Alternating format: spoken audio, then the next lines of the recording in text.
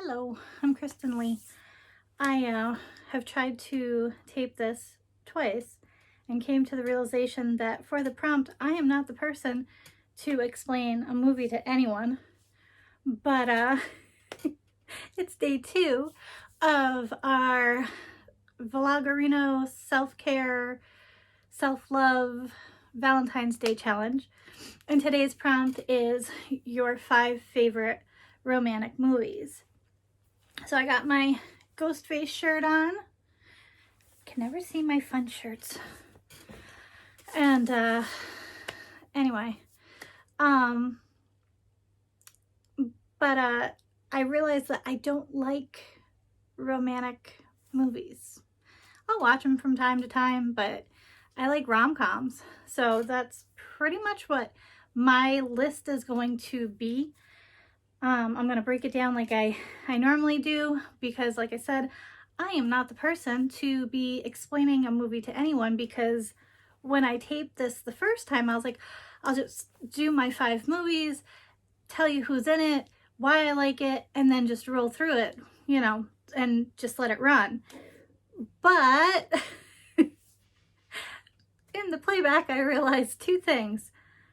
I gave little man M&Ms, so he might be bouncing in and tearing things up. And 2, you won't understand the movie if I explain it to you at all.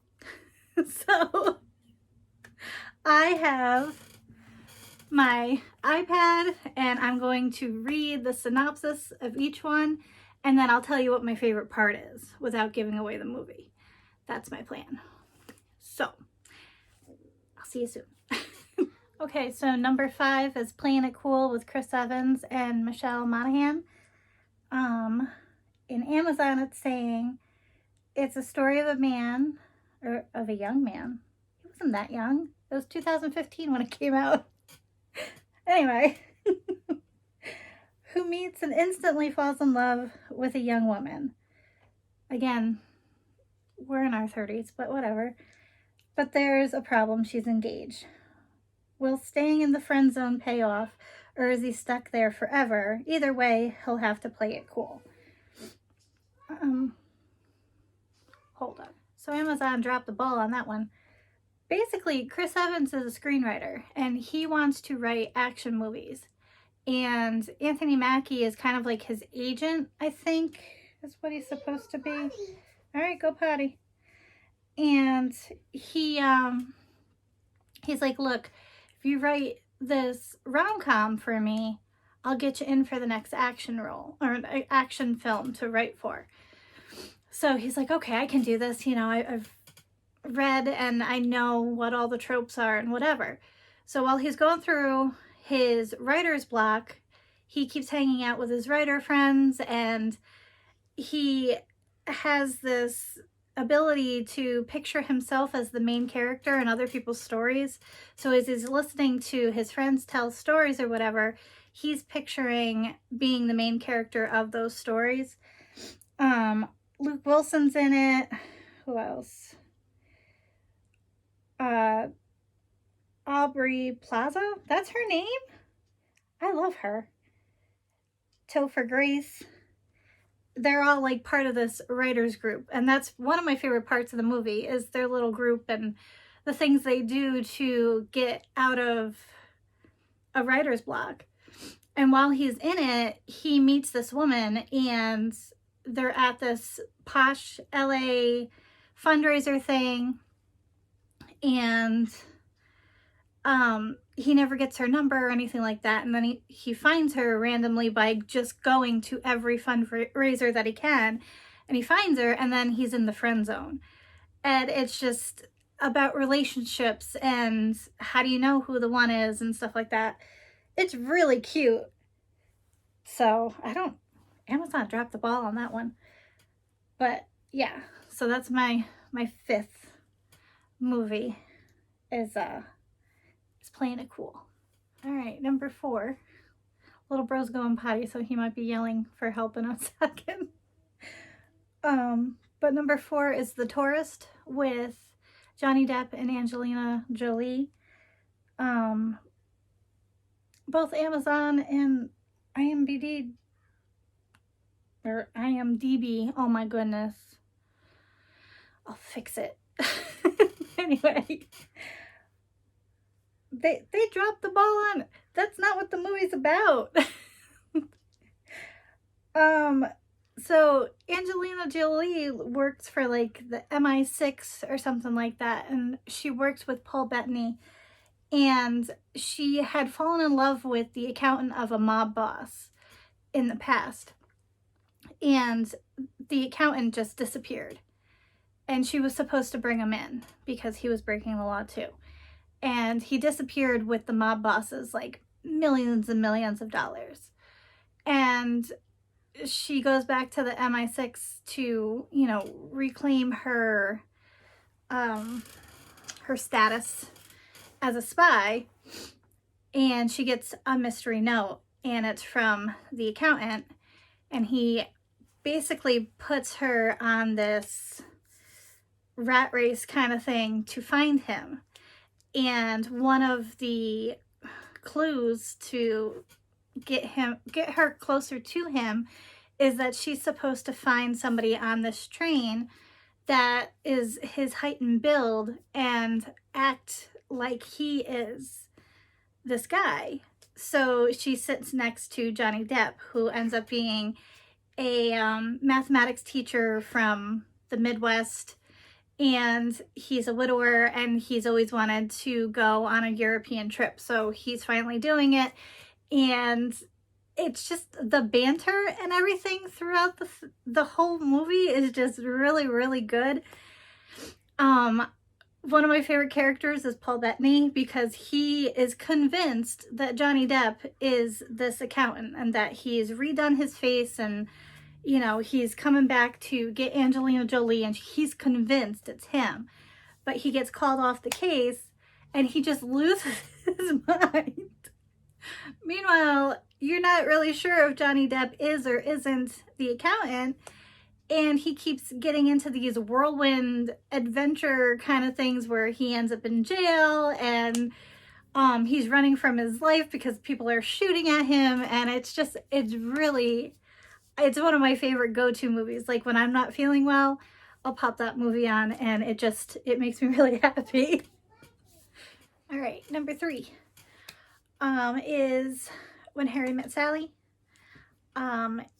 It's one of my top favorite movies of all time. I love Meg Ryan and Billy Crystal in it so much.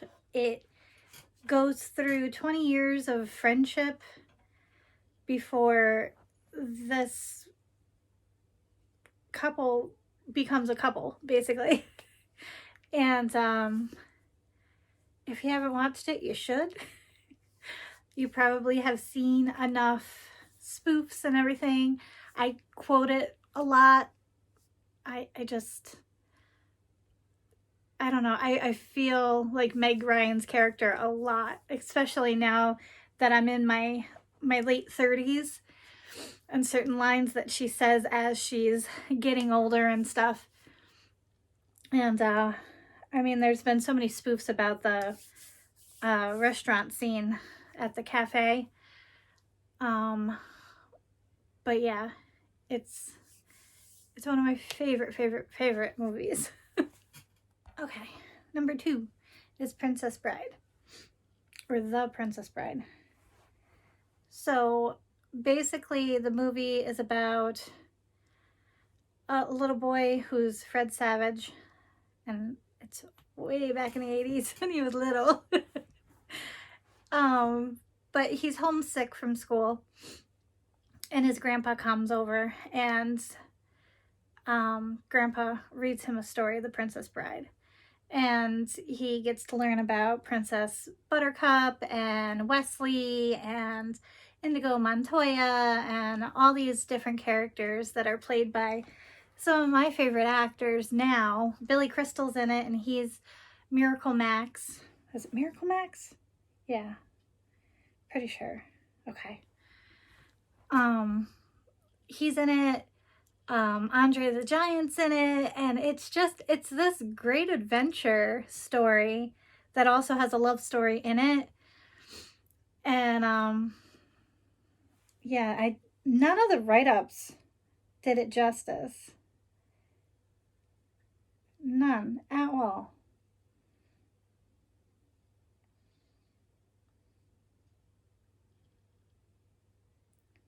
Yeah. I want to know who gets these jobs. Like, they're really bad. Because basically, like, the synopsis is what I just said. And I went to go read, like, other people's plot summaries, like, critical review summaries. And that's not the movie. So I don't know.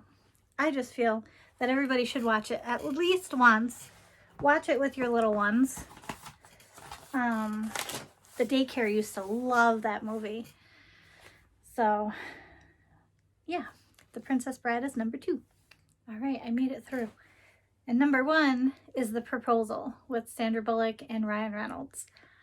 I adore this movie. This is one of my feel-good movies. I'm sick in bed and I just want to feel better. I pop this movie on. Sandra Bullock plays this woman named Margaret Tate, and she's this big city editor, and her visa has run up, and basically she's being kicked out of the country because she never went back and got her visa done. So she cons, or actually blackmails Ryan Reynolds to marry her, which is kind of funny because she's from the US and he's from Canada in real life, but in the movie they're switched. So for him to agree to this, they had to go to the embassy and, explain what was going on and make it legal and everything. And he had put in for his grandmother's 90th, I don't remember which birthday it was, but Betty White is his Gram, or Gam. That's what he calls her. Anyway, so he got denied the time off to go visit his family, but because she's blackmailing him, he's like, we gotta go now. We gotta show that we're legit. So she finds out that he's from Alaska, and they end up in Alaska, and Betty White she steals the movie in certain parts of it. Like, her one-liners are so freaking hilarious. And if you've ever watched the movie, my favorite part there's two or three that are like my favorite that I still like cackle. But my favorite part is Betty White is in the woods to chant for their marriage bliss kind of thing. And Sandra Bullock's character just happens to find her. And Betty White's character is like, no, you have to chant with me. And the song that Sandra Bullock comes up with, it's just the best. It's so good. So that's number 1. I absolutely love it.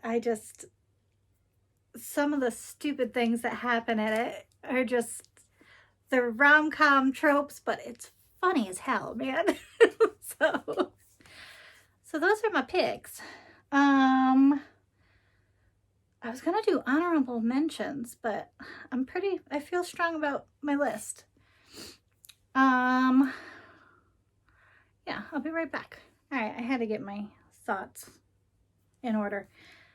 If this was difficult, what am I gonna do on the days where it's actually I have to work on the prompt? There's some deep prompts in this one. I don't know how I'm gonna do it. Tomorrow is meditate. So today I'm filming and it's the 1st of February. And what I want to do is try and go to sleep to the Calm app for the next 2 nights. I'm not somebody that can calm their brain down enough for meditating, but I want to try and do it.